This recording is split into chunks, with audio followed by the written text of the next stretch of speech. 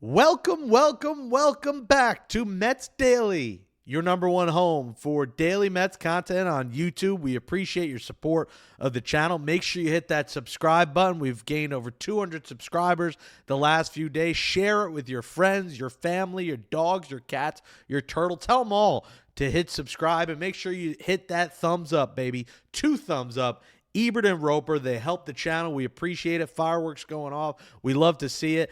And comment below. I am reading and responding to all your comments. I appreciate the support so far. You can tweet me at Jake Brown Radio. Jake Brown's the name. They call me Jake Brown Radio in the street.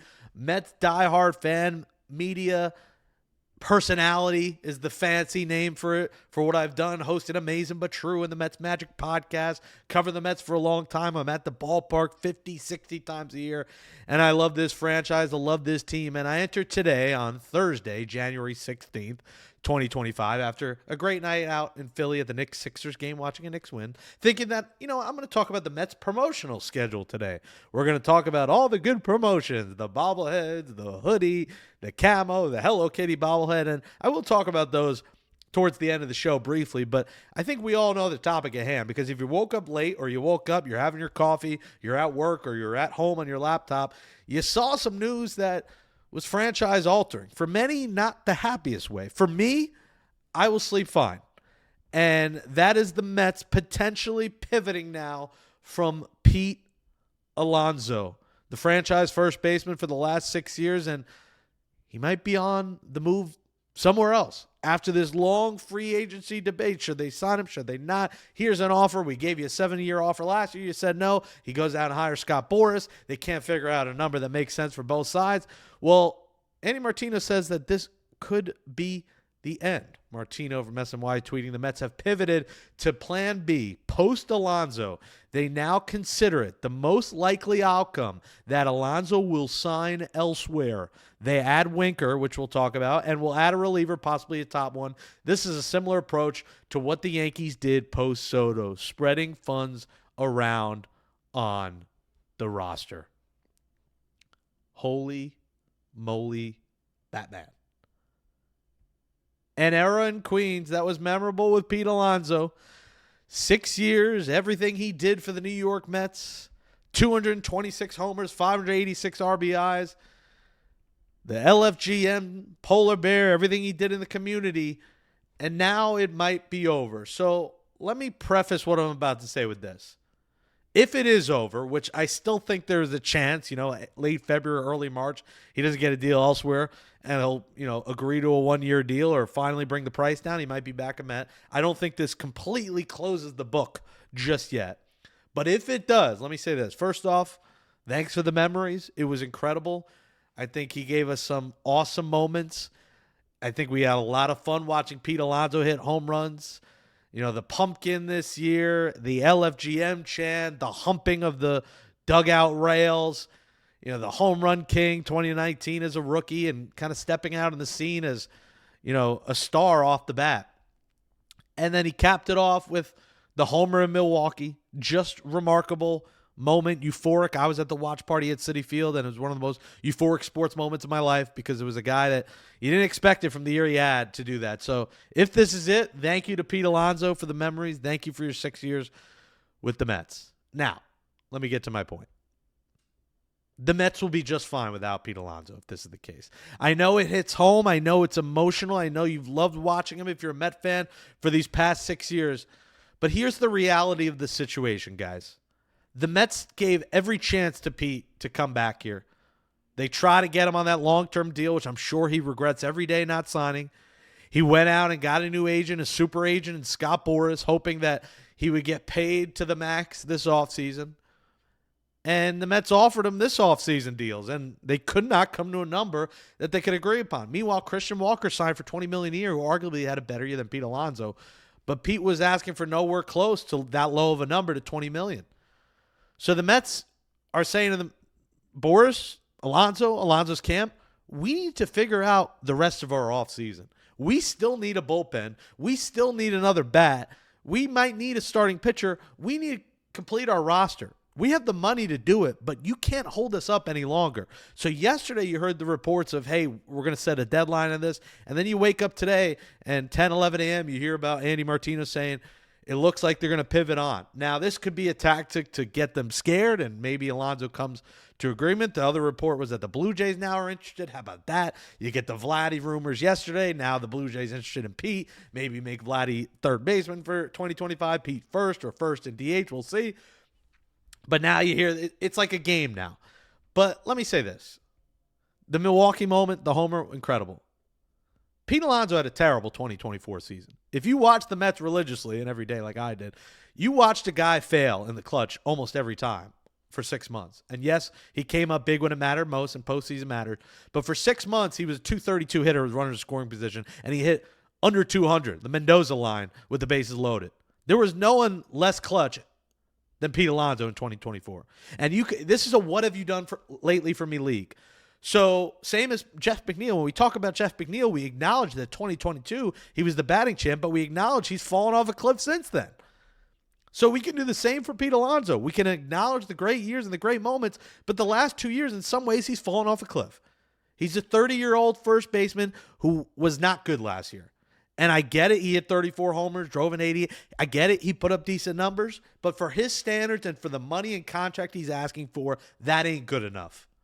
And what the Mets are thinking of themselves now is, outside of Vladdy, which I think is obviously an option, they're thinking of themselves, hey, this gives us flexibility to do a lot. One, it gives us flexibility if Vladdy is available. I know the Blue Jays are trying to work out a deal with him. If he is available, we can go out and get him.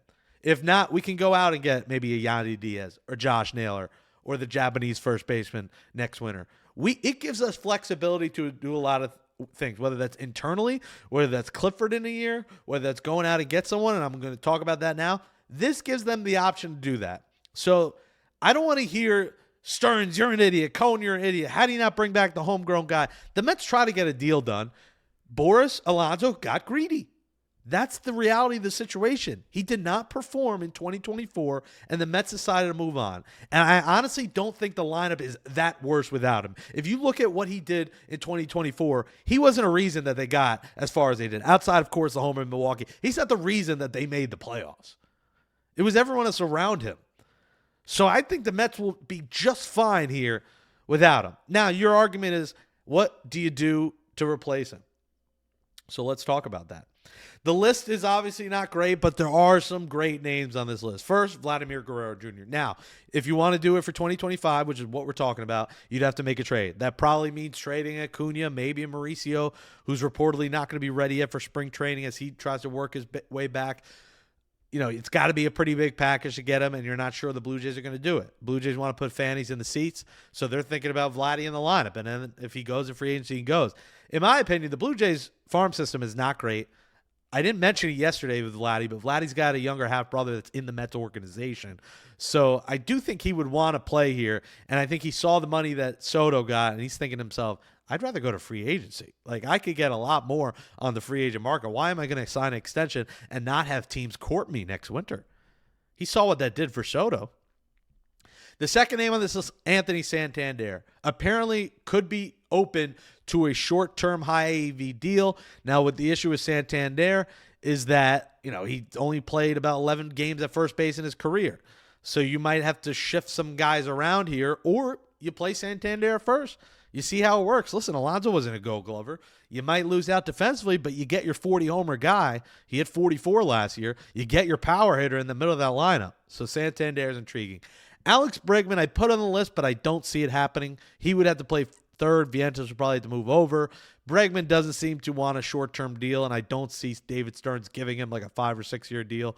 So I think Bregman's more realistic for Boston or Detroit at this point, but I do put him on that list because he is still a free agent. Jurickson Profar, a guy who plays all around the diamond. You could put essentially at any position, and he could hit you 20, 25 homers, driving 75, put up a 380 OBP clip. He is still a free agent and wouldn't cost you a lot as the Mets try to pivot their money here. Luis Arraez, who I talked about the other day, I won't go deep onto this, but you know, the Padres could be looking to trade him and that 13, 14 million, 1 year deal. He's your stopgap first baseman. He's played first, not great defensively, but he's a hitting machine, and he'll hit over 300 for you. Now, the other names on the list, not exciting. Vientos, you would have to move to first. Then you would start Acuna or Mauricio at third. I don't want to hear about Beatty at third. I don't think that's realistic. But those are, the other internal options. Anthony Rizzo, a free agent still out there. He's 35, coming off a couple of down years, but, a great defensive glove. You upgrade defensively, you lose out on offense. Justin Turner, Turner's old. He's 40. He has not exactly regressed as a hitter. I mean, he was 11 homers, 55 RBIs. He did have a 354 OBP. Year before, 23 and 96, 345 OBP. So he hasn't exactly regressed a lot. I don't think bringing Turner back to Queens would excite many fans, though, but he is a free agent. Tristan Casas is an outside name. If the Red Sox were looking to move him, if they did think to themselves, hey, we want to be in the Vladdy sweepstakes next year, we're going to move on from him. He's an outside guy. But a decent option to replace Alonzo. And then the very kind of last name I put on the list just because he's in the organization, I think a lot of people forgot this, Joey Meneses. The Mets signed to a minor league contract early in the offseason. He is a year removed from a year where he hit 13 homers, drove an 89, hit 275, and he hit 324 the year before. 2024, he kind of fell off a cliff, wasn't the same player, but he is in the Mets organization as a depth piece first baseman that if they did want to go that route. So that's kind of the two internal options and then a couple trade options and some free agent options that are available for the Mets. But, it looks like this could be the end of an era for Pete Alonso. And, we'll talk about this more as the days goes on. But in my mind, I think the Mets did what they could. They tried to get a deal done. Pete got a little bit greedy. Boris got a little bit greedy. And you move on. I know it's sad. It's a tough pill to swallow. I don't think the Mets are going to be that much worse because they lose Pete. You also have to factor they have Juan Soto in this lineup, who's essentially like having two hitters. So the Mets can get similar production, average, on base, different kind of metrics that Pete brought up to you. You might just lose some home runs and RBIs, but I think Soto's going to make up for a lot of that. So I would not lose sleep. And again, like I said yesterday, I would trust David Stearns. Stearns also today, we got that news about Pete. And then we got the news about Jesse Winker. How about that? Jesse Winker signs a 1-year, $7.5 million deal with incentives. It can get up to $9 million. Winker, as of now, is the DH with Starling Marte. So I assume against righties we see Winker most days. Against lefties we see Marte. Assuming they keep Marte, they could still look to trade him. Maybe Winker's kind of a bench piece and they get Santander. Again, we'll see. But I think this is awesome. I think Jesse Winker was beloved by this fan base in the couple of months he was here. He clearly loved playing here. I think he probably could have got more money and maybe another year elsewhere, but I think he loved New York and the aura and the Mets and what he brought to this clubhouse. This is key for the Mets too. I'm going to be honest. I don't think the organization loves Pete Alonso. And I don't think Alonso is beloved in that clubhouse as much as some of the other players. And I think that's where the Mets thinking is here on this as well. The clubhouse loved Winker. The clubhouse loved Iglesias, who hopefully will come back. The clubhouse beloved Sean Manaea. And I think they want to make sure this clubhouse is as tight-knit as possible. And Winker was a big part of that. And he was big in the playoffs. Listen, his numbers didn't jump out at you in the regular season. 3 homers, 13 RBIs. Of course, he had that walk-off against the Orioles in August at Citi Field, which was awesome. But in the playoffs, home run, 4 RBIs, 7 for 22. He had 318, OBP of 531. He had really good numbers in his 22 at-bats, 10 games played in the playoffs. So that was a big factor as well to bring Jesse Winker. And I think that's a good price. $7.5 million could get to $9 million with incentives. I think that's a very fair deal here for both sides. So welcome back, Jesse Winker. Everyone's least favorite player when they play against him, but when he's on your team, you love that SOB. We also love Mets promotions. We love Mets giveaways. And this was going to be my main topic maybe today. And, I had to throw it in here because I thought they have some really good ones this year and some intriguing giveaways. The Brandon Nimmo hoodie jersey on Friday, April 18th, one of my favorites. A lot of bobbleheads. So let's go through. Saturday, April 19th, Mr. Met Empire State Building bobblehead. Saturday, May 10th, Edwin Diaz bobblehead, which they've given away before.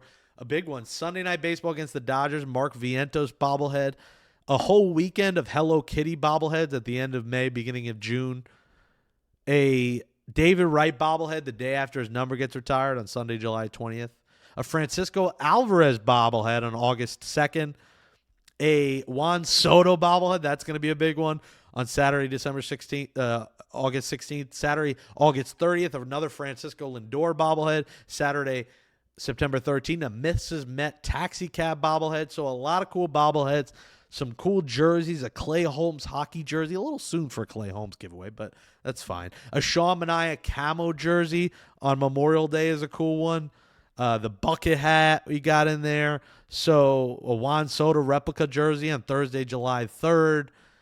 Unnamed player replica jersey on Thursday, August 14th. We'll see. Maybe that's Vladimir Guerrero if they get him. So a lot of cool giveaways on this year's slate. I just wanted to shout out here on Mets Daily. But the end of Pete Alonso could be here.